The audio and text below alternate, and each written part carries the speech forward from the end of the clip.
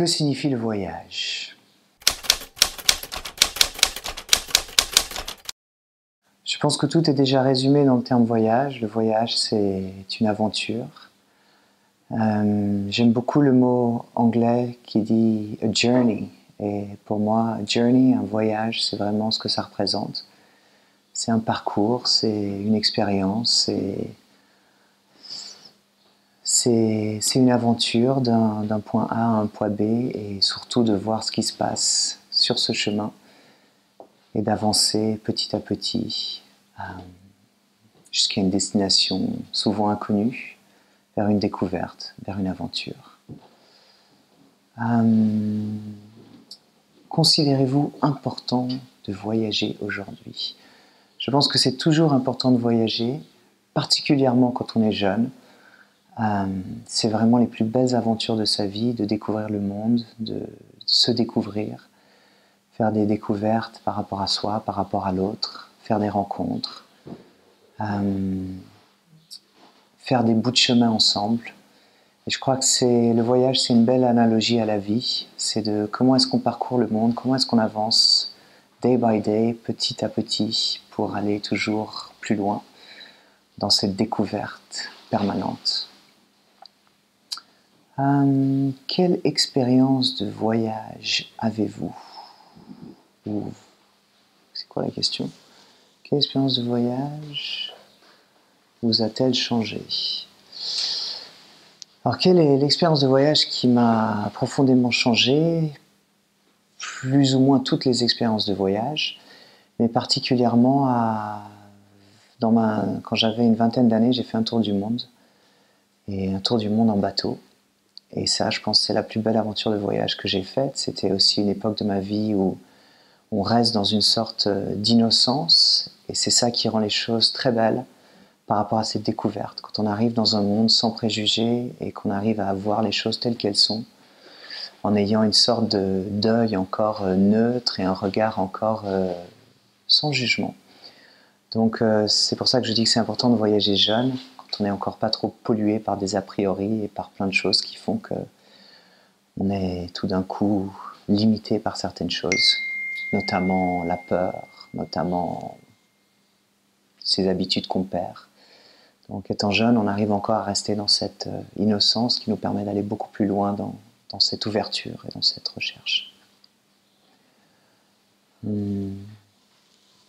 Si vous pouviez partir seul pour voyager, partiriez-vous? Et pourquoi? J'ai l'habitude de souvent partir seul, donc ça résume déjà plus ou moins cette question. J'adore partir voyager seul. J'adore aussi partir avec des amis ou des personnes chères. Mais c'est vrai que quand on part seul, on a plus tendance à s'écouter, à aller vers son propre ressenti et avoir une certaine liberté qui nous permet d'aller plus vers l'autre, d'aller plus vers soi. Et je pense que c'est ça qui est important dans le voyage, dans cette découverte, d'être par rapport à ces émotions fortes, à ces situations fortes, de pouvoir se redécouvrir à travers ces moments de découverte totale. Donc partir seul, c'est quelque chose qui est vraiment fantastique. Ça permet aussi beaucoup plus d'aller vers l'autre, de faire des rencontres, de découvrir les choses d'une très belle approche.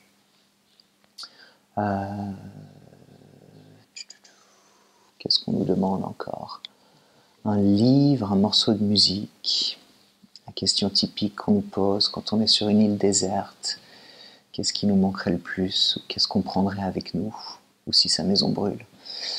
Je pense que Nils Fram reste pour moi un des compositeurs que j'adore, avec qui je peux écouter en boucle et chaque fois faire un autre voyage. C'est de la musique planante, atmosphérique, puissante. Je pense que ça, c'est quelque chose que je prendrais volontiers, un petit peu de musique. Au niveau des livres, il y en aurait trop à prendre. Et il faudrait vraiment trouver des livres qu'on peut relire en boucle. Peut-être les Sutras de Patanjali, pour être un texte qui peut être lu en boucle, par exemple.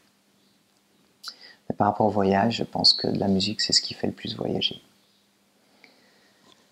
Un lieu, un site à voir pour une fois dans sa vie. Il y en a tellement, mais je pense qu'un lieu très fort, qui reste encore un lieu assez improbable et puissant, c'est quand même le Taj Mahal. Ça reste une icône mondialement connue, mais je pense qu'il y a quand même des choses extrêmement puissantes derrière le Taj Mahal. Déjà la brutalité de certains de ces travailleurs à qui on a coupé les mains pour qu'ils ne reproduisent jamais une telle merveille. Donc il y a toute une histoire très forte, mais aussi une telle puissance dans l'architecture, dans cette réverbération intense de ce blanc pur. Quand même, ce bâtiment qui a été fait dans un acte évidemment de splendeur, mais aussi d'amour. Donc il y a une chose très belle, et je pense que le Taj Mahal reste un lieu vraiment exceptionnel à visiter. Par ça, il y en a tellement d'autres que le monde reste entièrement à être découvert. Et puis après, il y a forcément des endroits qui sont intouchés de l'homme et qui restent aussi d'une splendeur absolue.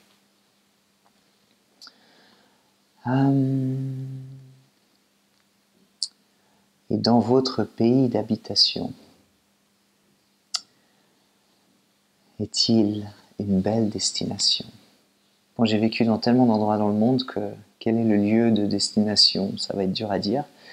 Mais maintenant, je suis en Suisse et je pense qu'en Suisse, il y a énormément de lieux à découvrir et je suis surtout et à chaque fois complètement interpellé par la beauté de ce pays et en particulier en me disant que c'est un pays que je connais très mal.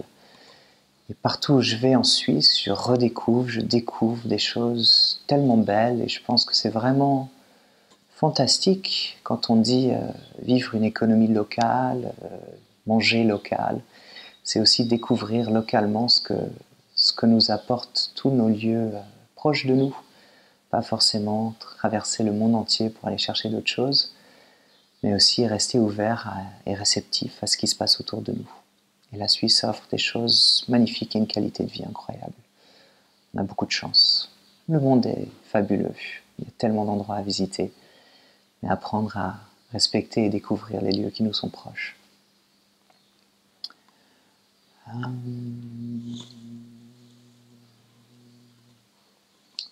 Qu'est-ce qu'il y a encore sur ce petit papier? Votre lieu préféré en Suisse?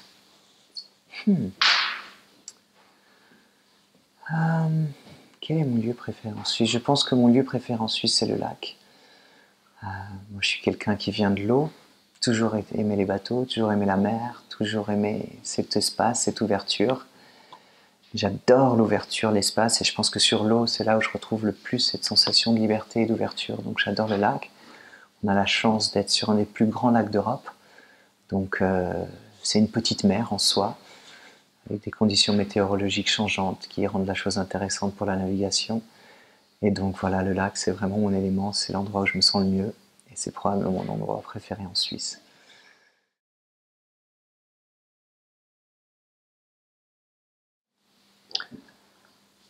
Eh bien, il ne reste plus qu'à souhaiter à nous autres pèlerins de ce monde plus de voyages, plus de découvertes, plus de rencontres, plus d'appréciation de ce qui nous entoure, plus de gratitude, et puis beaucoup de joie, beaucoup de paix, bon vent et bon voyage. Allez, on.